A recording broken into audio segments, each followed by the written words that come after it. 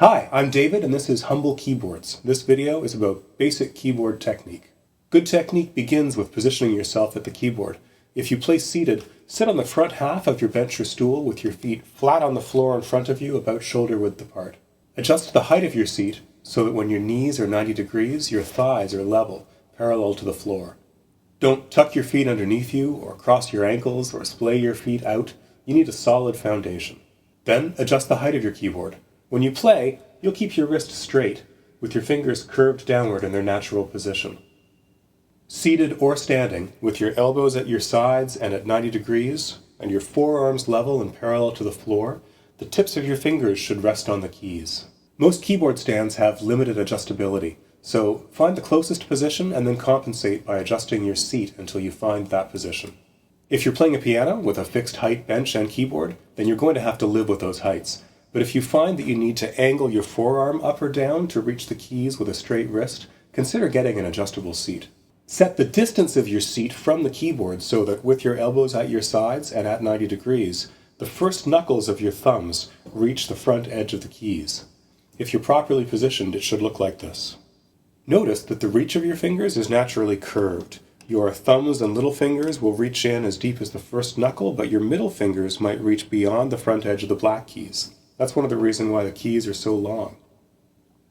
Don't try to adjust your fingers into a straight line. Just accept their natural positions. Also notice that while the pads of your middle three fingers will rest right on the keys, your little fingers will contact the keys on the corner and your thumbs will rest right on their sides. There are two different techniques you'll need to play notes. If you're playing two or more notes at the same time, then position your fingers squarely in the middle of the right notes. Keep them stiff and press your whole hand down through your stiff flat wrist using your forearm. It's your elbow that bends, not your wrist or shoulder. You're delivering force from your forearm through your wrist and knuckle joints to the tips of your fingers. Using your larger arm muscles to play groups of notes will help you to depress all of the keys together, control the timbre and volume of the notes, and keep rhythmic parts in time. To practice this technique, first find some sort of metronome or tempo reference. You can use a metronome built into your keyboard, a desktop or phone app, an actual metronome, or even recorded music with a regular tempo. I claim that you should almost never practice anything without a click reference of some kind. If you're not deliberately improving your control of time while you're practicing, then you're wasting an opportunity. Not too fast, not too slow. Most metronomes default to 120 beats per minute, and that's about right for this.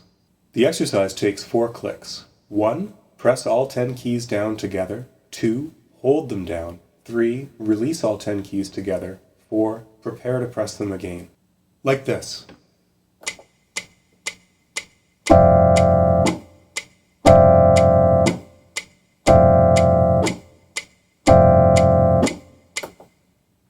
When you do this exercise, there's a lot to think about. You want all 10 keys to go down and release together so that the notes start and stop at the same time as the click. You want to observe the shape of your hands and arms, keeping a straight, flat wrist and stiff fingers. If you're doing it right, it will be difficult to stay focused for very long. If you can manage a full minute, that's enough.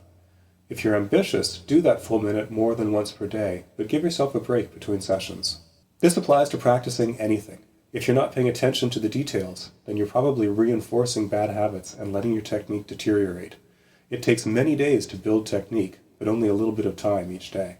The second technique is for playing single notes. Those large levers and muscles that are so helpful for staying in control of time, timbre, and volume are too slow for fast melodies and lead lines.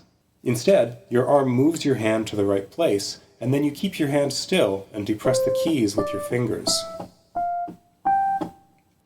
To practice this, position your hands and fingers directly over 2 sets of adjacent white keys.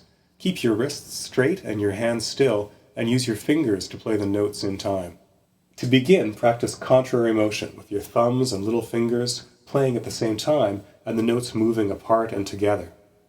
Like this.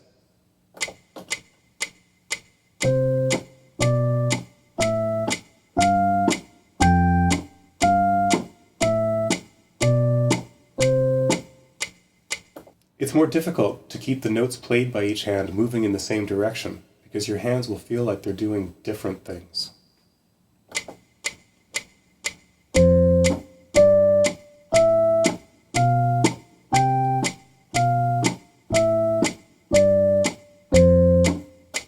If you need to take it more slowly, you can reduce your metronome speed, or better, let more clicks go by between notes.